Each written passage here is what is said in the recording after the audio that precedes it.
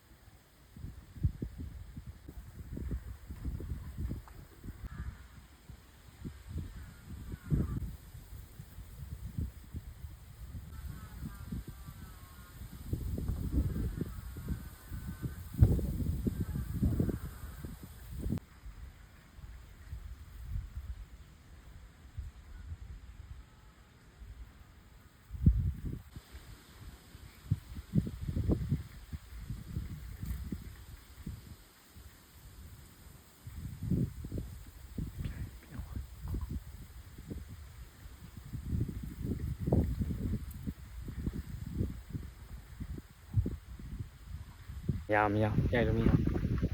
ဟောအပြည့်အောင်